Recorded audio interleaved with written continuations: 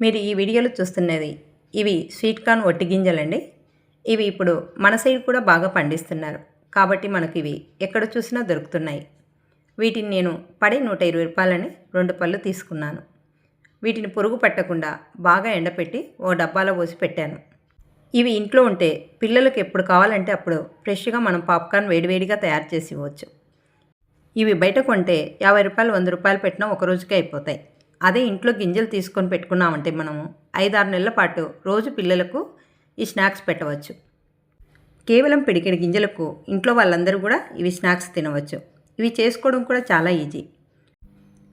Stove పైన cooker పెట్టి అందులో కొంచెం నూనె వేసి ఆ నూనె వేడెక్కాక కొంచెం పసుపు కొంచెం ఉప్పు వేసి కలపండి. ఆ తర్వాత అందులో స్వీట్ కార్న్ గింజలు వేసి కలపండి. అవి కొంచెం వేడవగానే చిట్పట్మంటూ ఏగడం స్టార్ట్ అవుతుంది. అలా ఒక్కొక్కటి పేలడం మొదలవగానే కుక్కర్ మూత పెట్టేసేయండి. కుక్కర్ మూత పెట్టగానే టప్ టప్ అని మనకు బాగా శబ్దం వినిపిస్తుంది. ఆ శబ్దం ఆగిపోగానే స్టవ్ వెంటనే ఆఫ్ చేయండి. స్టవ్ను హై ఫ్లేమ్లోనే పెట్టండి. ఆ తర్వాత స్టవ్ ఆఫ్ చేస్తానే మూత తీసి ఒకసారి అంతా అట్లా కలయదిప్పండి. ఆ వేడికి ఎక్కడైనా పేలనివి ఉంటే చిన్న చిన్న గింజలు మళ్ళీ పేలుతాయి. అంతే, వేడివేడి పాప్కార్న్ రెడీ. అయితే వెంటనే కుక్కర్లో నుంచి తీసి మీరు గిన్నెలో పోయకండి. 1 నిమిషం పాటు కుక్కర్లో అలాగే ఉంచండి.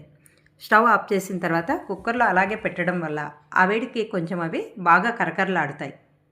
వేడి చల్లారిన తర్వాత అవి ఒక గాజు సీసాలు కానీ ఒక డబ్బాలు కానీ పోసి పెట్టుకున్నామంటే మనం పిల్లలకి ఎప్పుడు కావాలంటే అప్పుడు స్నాక్స్ లాగా పిల్లలకు అందిస్తూ ఉండొచ్చు. ఇవి పిల్లలకు బలం కూడా.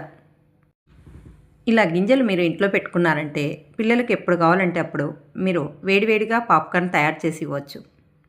ఇవి చేసుకోవడం కూడా చాలా ఈజీ. చూసారుగా. Okay friends, thanks for watching. Video నచ్చితే లైక్ చేయండి, షేర్ చేయండి, సబ్స్క్రైబ్ అవ్వండి. Thanks for watching.